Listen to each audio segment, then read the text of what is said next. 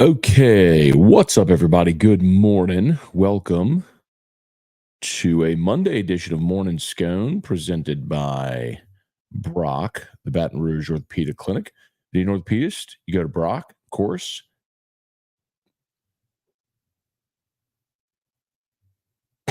Paris Construction and Roofing, parisbuild.com, parisbuild.com.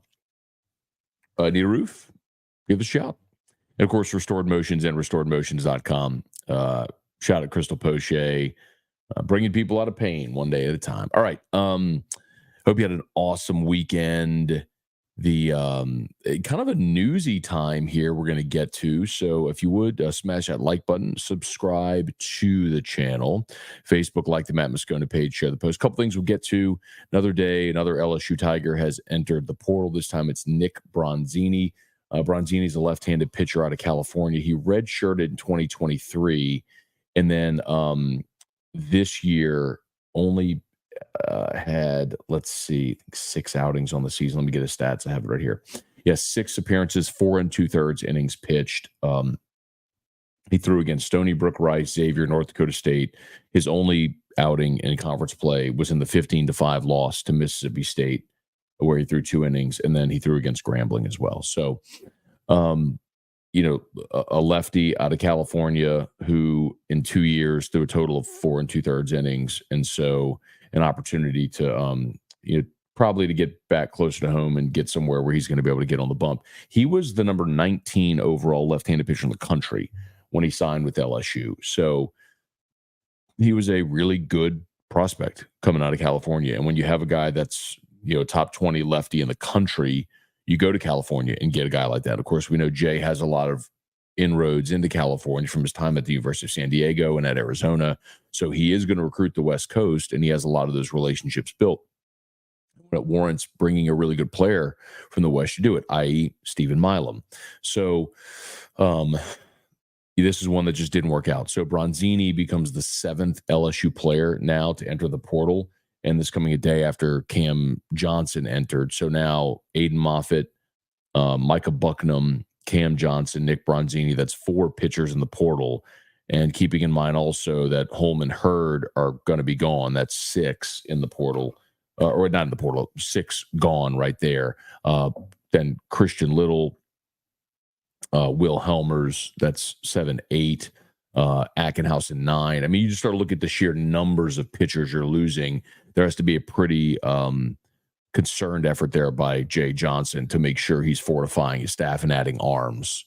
So, and there could be more too. I mean, we've talked about Griffin Herring. What does he do? Does he return? Does he sign? Does Sam Dutton?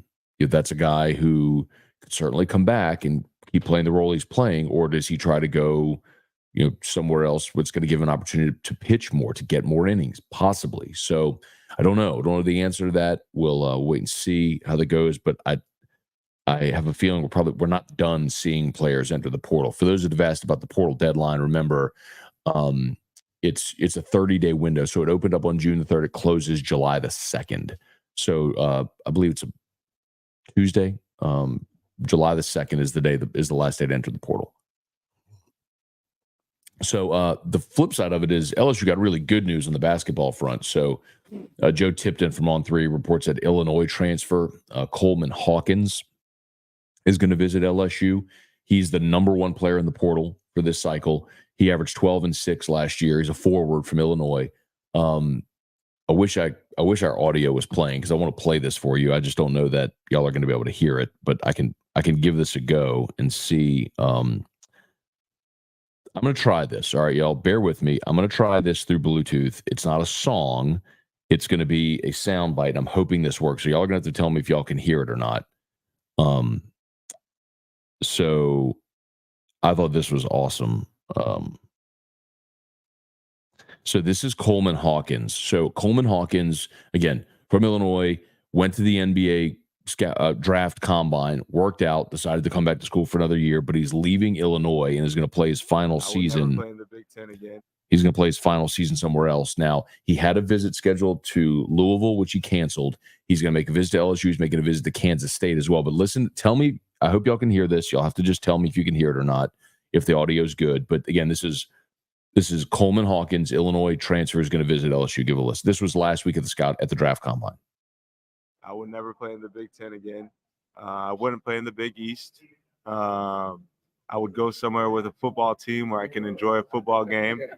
But yeah, some schools have reached out, but some schools I've just been honest with them, and I haven't wasted their time. I flat out told them, that's just not somewhere I would even consider going. I would never play. Could y'all hear that or not? You have to give me like a thumbs up or a thumbs down. Oh, the sound is great. Okay, good. So that's so weird.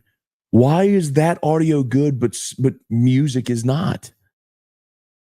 Anyway, y'all heard what he said about like he wants to go to he said, I want to go somewhere where I can go watch a football game. Well, come on down, man. So anyway, that could be great news for Matt McMahon. That's so weird that audio played well. I don't really get it. Okay, so at least now I know I can play audio for you. I guess can't play music. So weird. Anyway, okay, well, I'm glad that worked. Good. Okay. All right. So anyway, Coleman Hawkins is going to visit LSU on June 17th. June 17th, he's visiting LSU. So big opportunity there for Matt McMahon, who's already had a nice portal class, signed a couple of top 50 players in the country, 3 top 100 players in the country for this year. So good stuff there for Matt McMahon. Okay, let's say some good mornings here. Y'all smash the like button, subscribe to the channel, Facebook, like the Matt Moscona page, share the post. Thanks for being there. DJ Ping, good morning. Kobe Walker, good morning. Gorilla. Charlie, Beyond the Crown. Brett DeGrow, good morning. Jesse Brown, good morning. How about Kentucky reaching the first trip to Omaha? Yeah, man. Kentucky. And then what about A&M as well? A&M was down like 7-2, came back and won like 15-9, something like that. So heck of a rally for the Ags as well. But yeah, so SEC will be well represented in Omaha. Jason H., good morning. Rode to Hattiesburg to play some disc golf. All right, Jason, be safe. Good to see you there, man.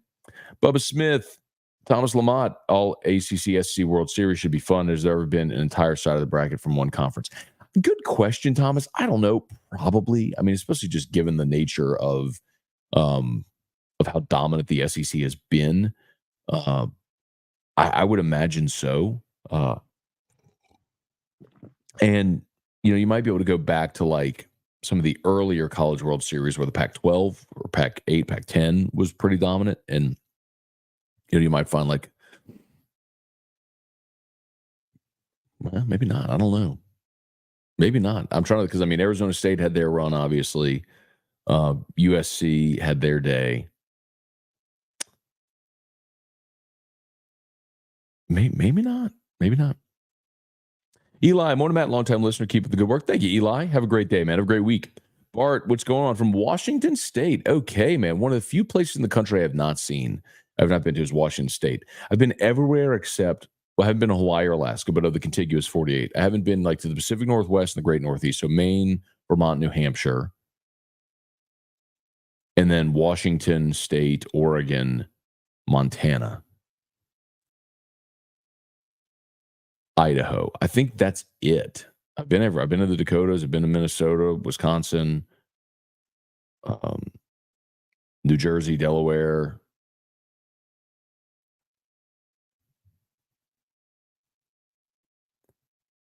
I think that's it. I think I've been everywhere else.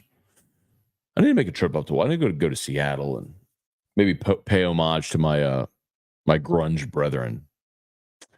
Cajun Country, sad to see Cam Johnson go. Looking forward to Chase Shores, Cam Johnson dominating SC weekends. Good luck to the young man.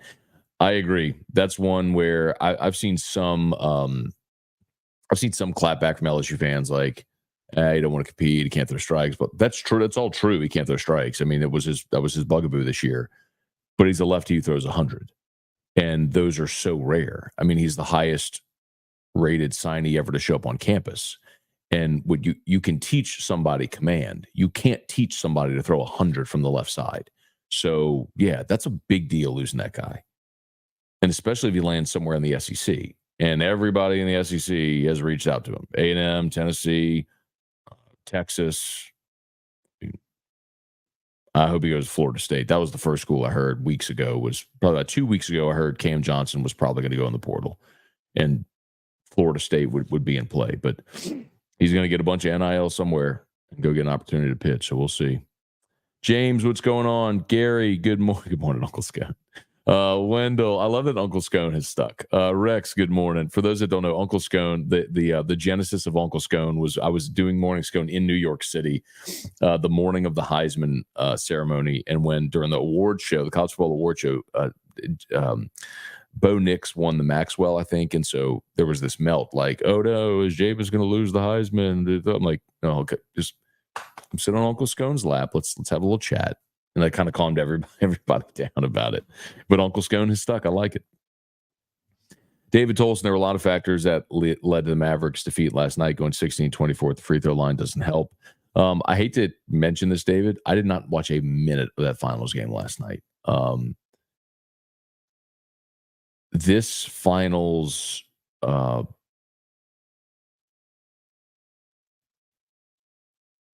don't know, man. It's not appealing to me. Porzingis, talk about Porzingis in game one, kind of being an X factor. He obviously came off the bench and was great. And then yesterday, all the convo was Luka with the chest contusion, whether or not he was going to play. I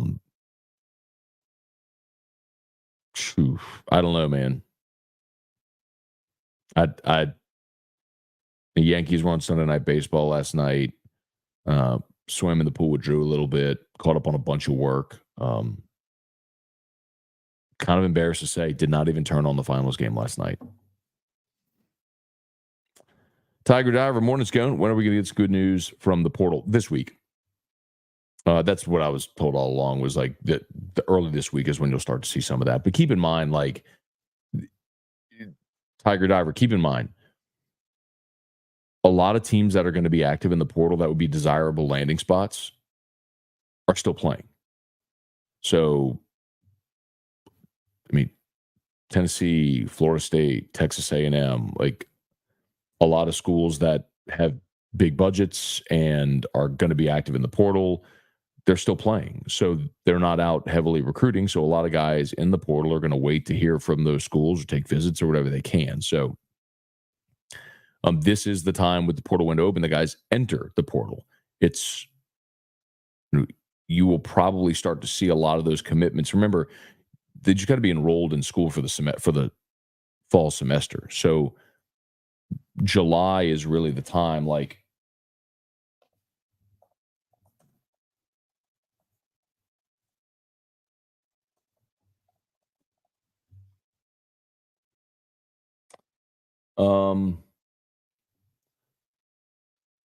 so for example, Paul Skeens announced his transfer to LSU on July 29th.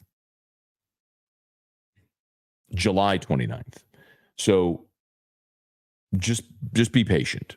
You're still gonna have the draft has to come and go as well, and you'll know much more about your roster after the draft. So you got time. Like, it's not like you need to be antsy tapping your toes. Like, this is common. Your guys are going to enter the portal during this 30-day window. So you're going to see guys enter the portal. And once you're in the portal, you can commit or sign whenever. You just got to be enrolled for that semester. So don't be impatient and think that the sky is falling. It's like, if LSU were still playing this week, we wouldn't be thinking at all about the portal. But because they're idle, it's like you're looking around going, what's going on? Everybody's leaving, nobody's coming. Follow the calendar. Gary said, any big names in the portal, Jay will be calling on. So yesterday, while I was on Morning Scone, I got a text from someone. If you were watching, I told you I was like, I think this person's watching the show, and that person was watching the show, because they were texting me, and sent this. There are 5 difference maker major players in the portal. There are 5 difference makers in the portal right now. All 5, Tennessee, Texas A&M, Arkansas, LSU, Texas, have all reached out Tennessee and Texas A&M have offered larger amounts so far. So that's what you're up against. So Jay's got to recruit and got to get some NIL rolling as well. Kelly Gross, good morning. Brad David, good morning. Did you watch the Florida Clemson game yesterday? I did. Y'all, honestly, I know this is going to sound weird. Yesterday, I don't know that I even turned on the TV yesterday. It wasn't like intentional that I was ignoring the College World Series or the NBA Finals. But we did morning Scone. I took Drew to the mall. I took a nap. I took Drew over to my parents' house for a visit. Erica's dad came over and swam with Drew in the evening. And I got in the pool with him. And then I did like 3 hours of work last night, just stuff I had to catch up on or get ahead for. So no, man, I know it's weird. Like I'll get caught up this morning on everything from the weekend, but yesterday I literally don't even think I turned the TV on yesterday. So I know that's not a great answer, but no, I didn't. Patrick, good morning. Copping new kicks this weekend. No, well, Patrick, no, but I'm a little disappointed because listen, so Terrio called me on Saturday and he's like, hey, I'm heading to Ruckus. You want to come? I couldn't because we were going to dinner. And so I was like, look, you send me a picture if there's anything new. And if I want to grab them for me, I'll pay you back. Well, he sent me I love these. I don't know if you could see them. They're Jordan 1 highs. It's denim. I don't know if you could tell, but they are fire. And so I need to run by Ruckus and pick those up. So I didn't get them, but I'm getting them provided they held my size, which is a 13. Aaron, good morning. Darren Reeves, starting to think Nate Yeski is the madhouse of our baseball team. Tell me I'm wrong, please. Well, Darren, I don't think it's a what and what comparison. But I think it is very fair to say there were larger expectations for Yeski than what was delivered this year. I mean, Yeski has, like Matt House, has been a good coach. And he was the pitching coach on those dominant Oregon State teams. He was with Jay in Arizona. He was at A&M last year, and they were really good. So he's been a good pitching coach. He is a good pitching coach. Sometimes maybe the message didn't stick. Maybe he had to learn his players better. Maybe they had to learn him. Maybe it was just the third pitching coach in as many seasons. There's a lot of things that could have contributed to it not going great for the bulk of the season. I also believe a big part of that was they spent a chunk of the season trying to figure out who they could count on. Whereas I really wish they had done that in the fall and maybe in the pre-conference. But you didn't really lock in to your, to the arms you were trusting until that final month of the season when you had to win. I was like, all right, we're done experimenting. Here's the guys I trust. Go win. Go get me outs and win me games. So I don't know, man. I'm curious to see what happens with Yeski. And I've told y'all before, about a month ago, I was getting calls from people who were like, just the ear to ground. Hey, like schools are inquiring about Yeski. Like, is he going to be let go? And I think that was a consideration. The strong finish and the desire to maintain some stability might have him return next year, but I don't know that definitively. Michael Thacker, good morning. Bigger disappointment, 2 outs from hosting a super with a great path to Omaha, or football wasting a generational offense? Football. The answer is always going to be football. Well, I mean, you've had 3 Heisman Trophy winners in the history of your program. You won a national title with Burrow, his Heisman year. Now, Billy Cannon's Heisman year, you didn't win the national title. You beat Ole Miss and then lost in that 7-3 game, and then the Halloween night game, and then you lost the next week at Tennessee. So you didn't win the national title, but you're right there. That's one of the things. That's one of the things in LSU football history that's often overlooked is, had LSU beaten Tennessee, so they beat Ole Miss 7-3, Halloween night, Cannon's run. The next week they went to Tennessee and lost. Had they beaten Tennessee, they repeat as national champions. Now I know Ole Miss beat them in the Sugar Bowl that year, right? Like they got a rematch and Ole Miss shut them out. But in those days, the national champion was declared before the bowl game. So had LSU beaten Tennessee, LSU would have been back-to-back national champs. And hey, babe, and Billy Cannon, to the day he died, swore that there was a play near the goal line. He swears that he scored, and they ruled that he was stopped short. But, anyway.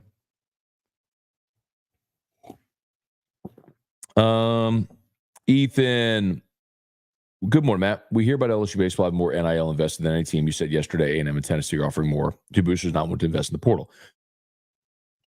I want to clarify this, Ethan. Before last year, I told you that LSU's NIL, the roster that LSU spent in NIL, was more than any other team. And I'll tell you, the second closest was Arkansas. And LSU was significantly ahead of what Arkansas spent. Now, coming into this season, A&M, as I was told, gave Braden Montgomery $750K. LSU don't have nobody making $750K. Now, Braden Montgomery is also a top 10 prospect in the draft. And had LSU gotten him, would have been the day one starting right fielder and probably would have closed for LSU as well. And batted third. And hit 350 and slugged 25 homers. And this season would have looked dramatically different. So it's very clear that in the last year, other teams have dramatically stepped up.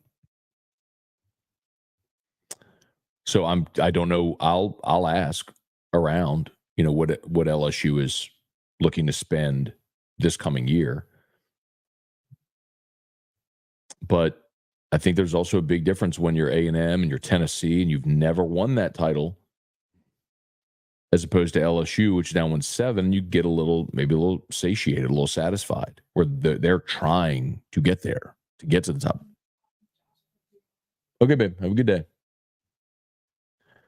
Jerry, good morning. Earl, Matt, are you surprised we haven't picked up anything out of the portal? No. Again, so I answered that a bit ago. Sorry, I know I'm a little behind on comments, but for those just joining, again, please, if you're on YouTube, smash the like button, subscribe to the channel, Facebook, like the Matt Moscona page, share the post. No. Not surprised. Again, Paul Skeens, when he committed July 29th. So we're only thinking of that in terms of calendar because we're idle, and so we're paying a lot of attention to the guy. Like if LSU were still playing, all of these guys that are hitting the portal weren't even on the postseason roster. So like they'd be in the portal, they'd be going off to play summer ball, whatever, but we wouldn't really be concerned with it because LSU would still be playing.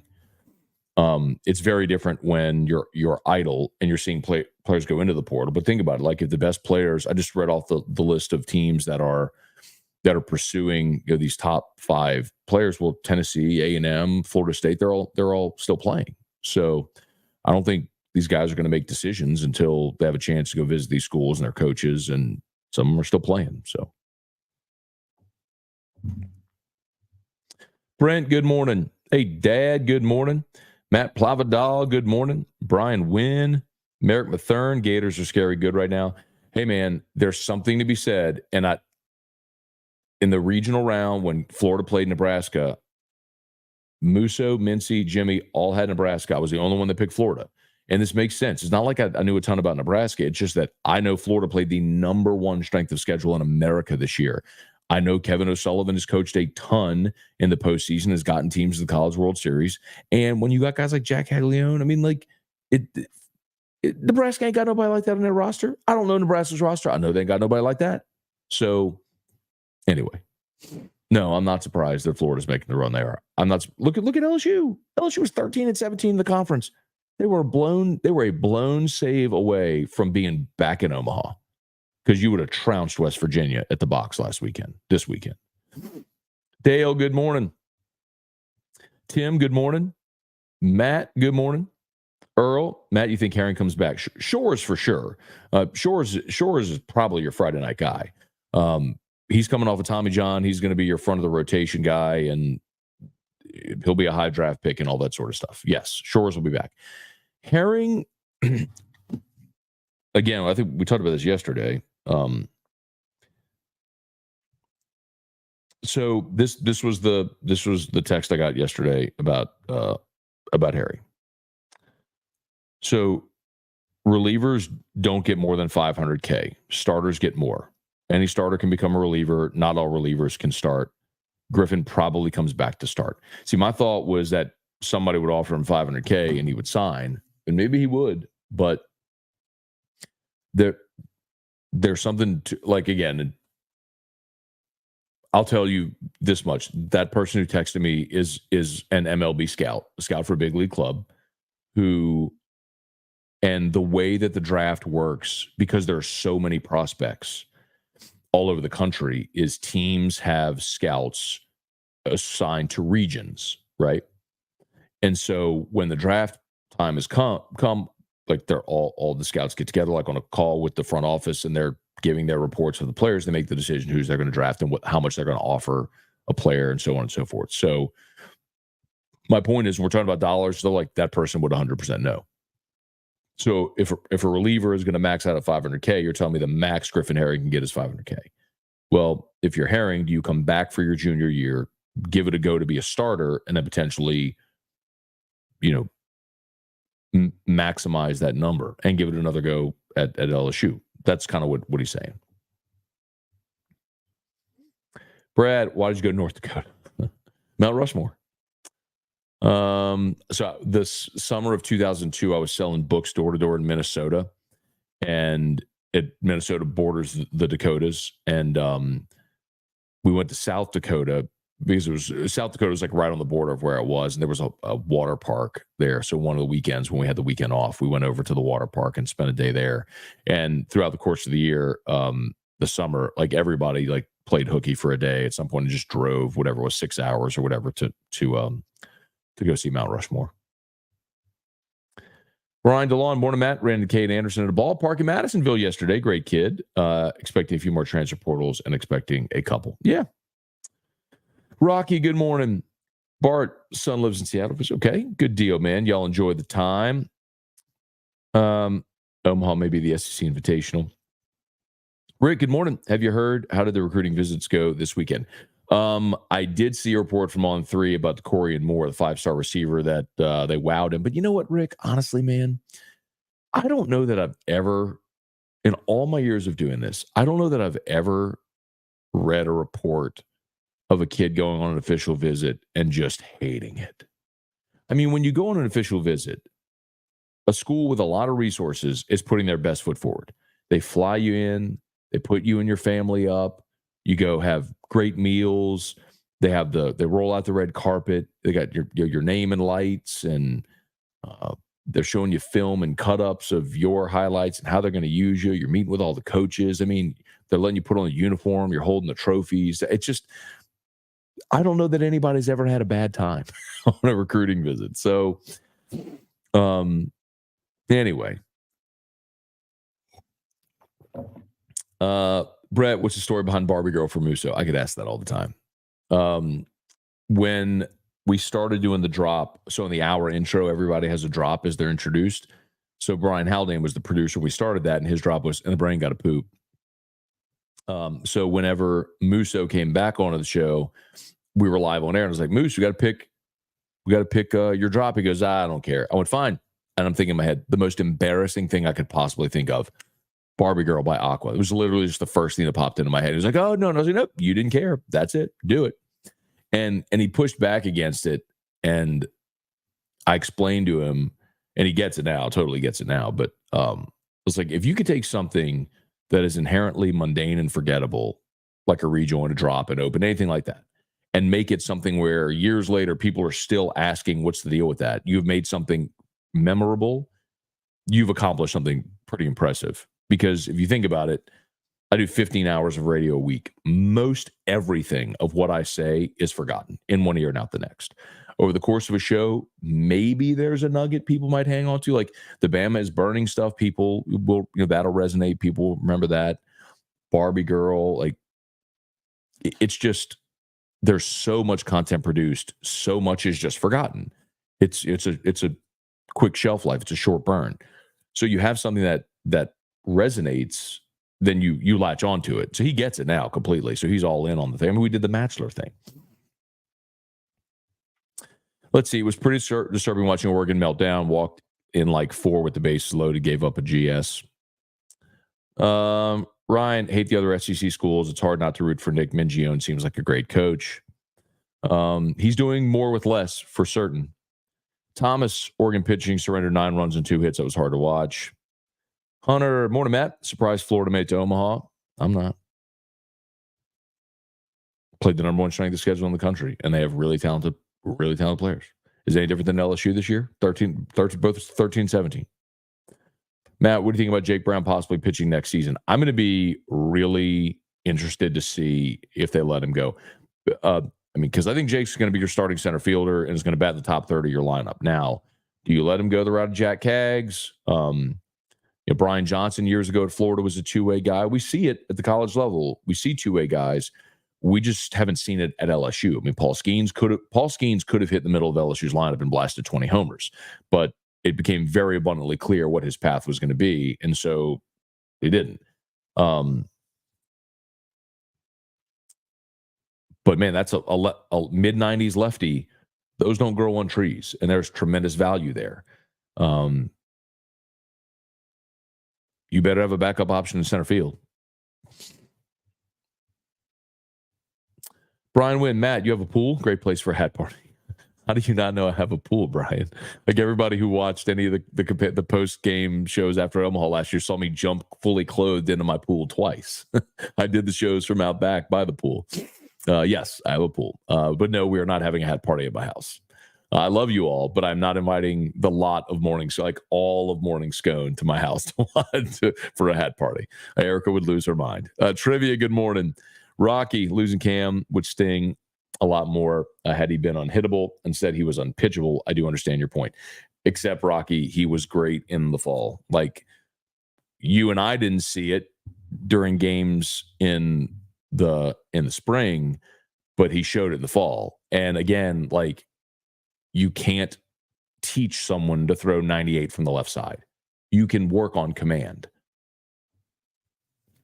That's why, like, you know what it goes back to, Rocky? It's my Nas Reed thing. It was why when Nas Reed was at LSU and LSU fans crapped on him for leaving. Oh, why are you leaving? Shouldn't go. Should have stayed. Blah, blah, blah, blah. I'm like, he's 6'10", with good feet and soft hands. Do you know how few human beings walking the face of the earth have that skill set? That's why the NBA says, yes, please, I'll take you. And now Nas Reed is 6th man of the year and is going to be a gajillionaire. Like, you look for the skill set and then you coach it up.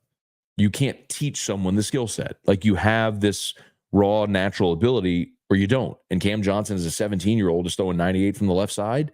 Like, the only guy in the SEC I remember throwing 100 from the left side was Asa Lacy at A&M. And by the end of his career, he was unfair.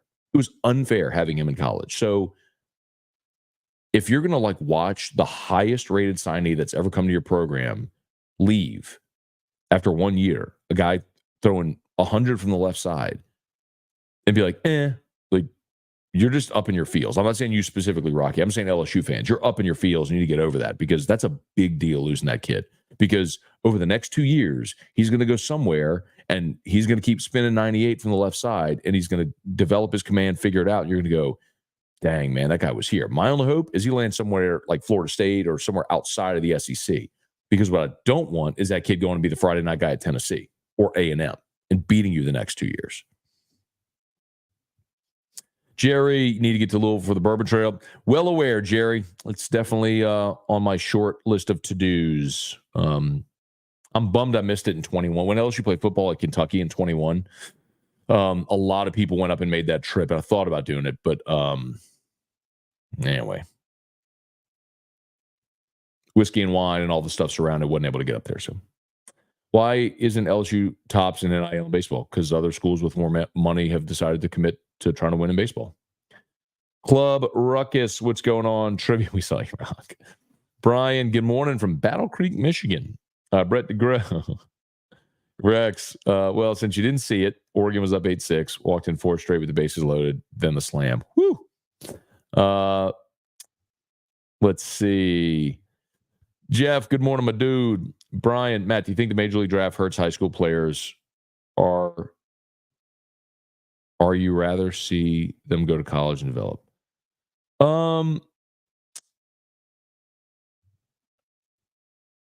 So, I mean, Brian, selfishly, of course, I'd rather see guys go to college because I love college baseball, and I would love to see guys go to LSU specifically. Um, but I also understand. Like, let me just give you a for instance. Um, William Schmidt at Catholic High. Okay, so William is a Baton Rouge kid, LSU super fan, would love to wear the purple and gold, but like William Schmidt's throwing 98 and has a spin rate on his breaking ball that would be top 10 in the majors right now. I mean, he is a guy with big league stuff today. So if you go to college, you're not going to college to develop for the next level. You're going to college to win games for your college baseball team. Now, coaches are going to be careful with very talented arms because they don't want to get the reputation of ruining arms, then you never get those kids. But it's a real risk. What if you go to college and you blow out? What if you go to college and you're overworked? What if you go to college and you get shelled? What, like, you miss this opportunity at a giant payday. Karsten Whitson's probably the best example I can think of this. Karsten Whitson was a kid who was the 8th pick of the draft who decided to go to school at Florida. And when he ultimately he blew out, had Tommy John, and ultimately when he was drafted, he was taken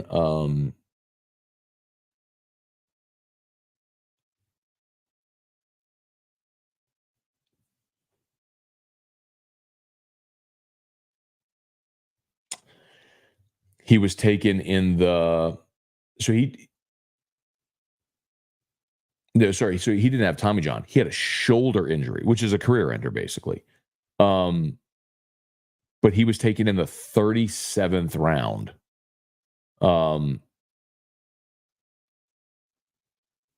decided not to sign, went back for his senior year, and then in the 2014 draft after his senior year, he went in the 11th round of the Red Sox as a senior sign and pitched it 1 year of low A ball, and that was it. I mean, that was a guy who was the 9th overall. That was it. He was the 9th overall selection in 2010. Padres offered him $2.1 million. He opted not to sign. He apparently wanted 2.7, and so decided to go to Florida. Injured his rotator cuff. Never played 1 year of low A ball, and that was it. Guy had an opportunity to make $2 million and walked away from it. Didn't work. Now the flip side of it is someone like Dylan Cruz. Now that's an extreme example, but Cruz had his number, stuck to it, came to school, spent 3 years, won a national championship, All-American, Golden Spikes, everything, and then was the second pick of the draft, ended up making $9 million. It worked. So, Cruz passed on $2 or $3 million coming out of high school and ended up spending 3 years at LSU, tripled that number, won a national championship, became a legend, all that stuff. So, it's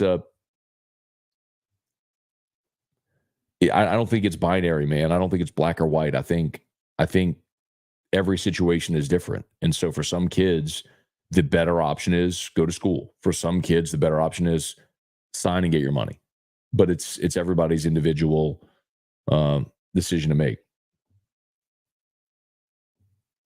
Any Constitution update on moving the bullpens?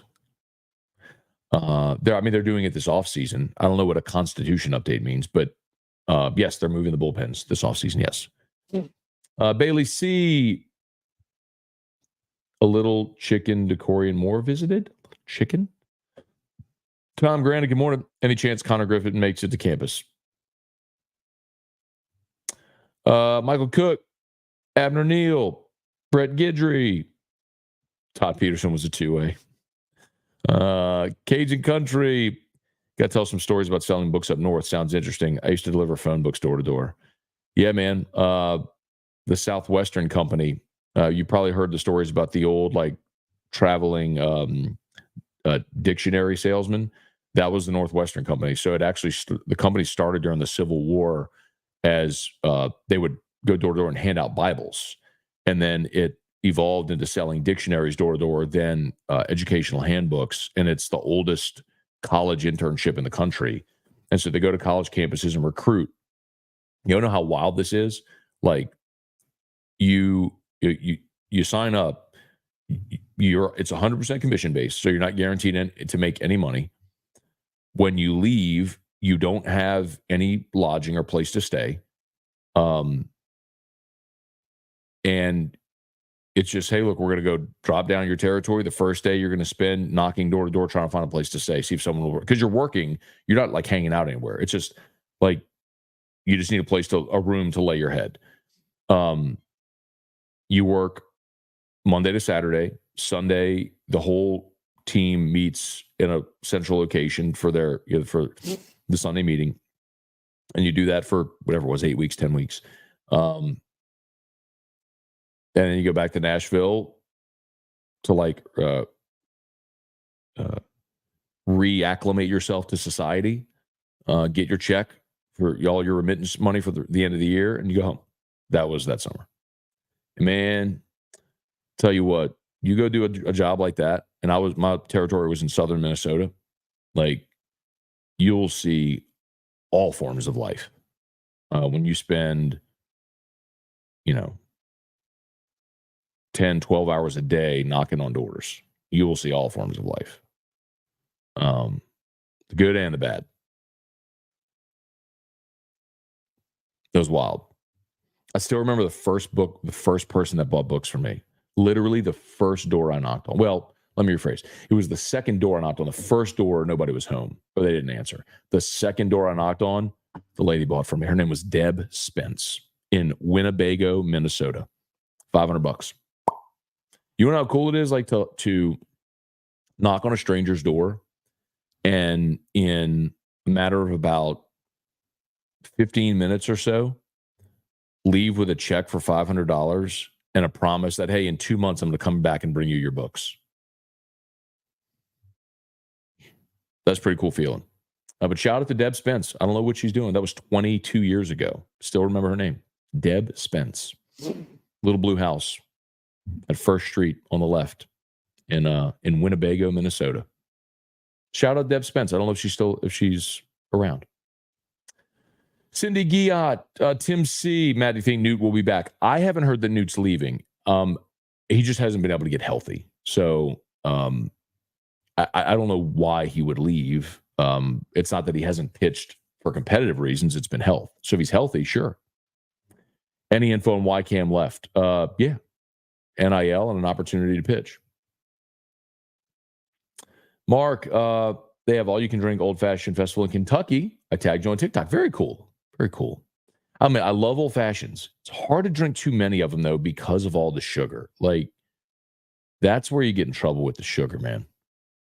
But that sounds awesome. Like, I would do little samples of a bunch. That would be awesome. Trivia, has A&M won a major championship in the last 3 decades? Nope. They won a women's tennis national championship. That was the video of them doing the little milkmen doing the swaying thing that went viral that everybody's laughing at. Ethan, no offense against LSU. Our boosters only spending about $7 to $8 million in football. They're not going to get close to what other teams are offering in baseball. They're only spending about $7 to $8 million. That's it. Only about $7 to $8 million. I mean, Ethan, the reality is, I think this is a big misconception a lot of people have. There's a 2 or 3 schools that are approaching about 20 million in their collective. There's about a dozen or so that are in this sort of rarefied air. Then there's about another 30 schools that are all kind of clumped together. LSU's in that 30, and they keep elevating their path in it. And then there's the have-nots. But those first dozen or so are the ones, and you could guess a lot of the names. Those are the ones that are outpacing everybody. But don't sneeze at $7-8 million in the collective. I'm not saying that it's the 12, 15, 20 that some schools have. And there's been reasons why you've missed out on kids that you might have otherwise gotten. And it's because of that gap right there. I mean, I told you about Braden Montgomery. I mean, that's a baseball kid. I'm not even talking about football. I mean, Lance Hurd. Lance Hurd's at Tennessee because of NIL, period. He got low ones out of high school. He wanted double that for his sophomore year when he wasn't even going to be a starter. And they were like, no. And so he went in the portal and Tennessee paid him. Okay. No, I don't begrudge the kid at all. Like, go make your money, get your bag. That's fine. But just understand that's the reality for some. All right, a couple more here. Preston, Matt, maybe you've gone into this already. How are we going to replace 60 homers between Bear, Tanks, and another batter or two? Look, you replaced 80 homers last year.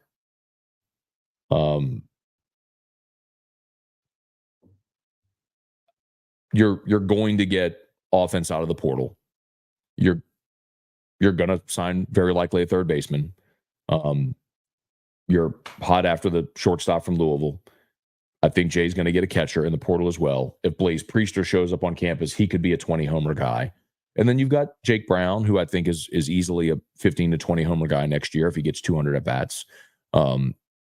Pearson, if he's an everyday player next year, can probably give you that number as well. So they'll be fine. Preston, Matt. Oh, sorry, read that one. Trivia. Does Jay have a chance to keep Cam on the roster? I don't think so, no. Brett, with the box upgrades, do we ever see chairback seats down the lines? I hope so, Brett. I wish that would have already happened. I think the whole thing should be chairback, even the outfield. I understand knocking on all walks of life doors. I was cable guy in Florida and Texas. Go do a door-to-door job. You'll understand. Barry, what's up? Brett, did you get to Clear Lake, Iowa to see the Buddy Holly crash it? I did not. And it's right on the border of Minnesota. Then I probably was close to it because there were many times I was driving in all that farm territory and like you're going, you don't realize, then you pop up and you're in Iowa. It's like, man, I went too far. And you turn around. So I was probably near it. And Thomas Sapienza, Matt, your interview with Milazzo was awesome. Thank you for continually bringing us that type of content. You got it, dude. Thanks for watching as always and listening. And Melody, good morning. There's a dude on Twitter saying Jay's 3 years here unacceptable. That's so stupid. That's why he's just a dude on Twitter. He's already won a national championship. That's ridiculous. Okay, I got to go. Y'all have an awesome day. As always, shout out to Brock, the Baton Rouge Orthopedic Clinic, Parrish Construction and Roofing. You know, orthopedics called Brock. Need a roof called Parrish. Y'all have a great day. We'll see you for AFR.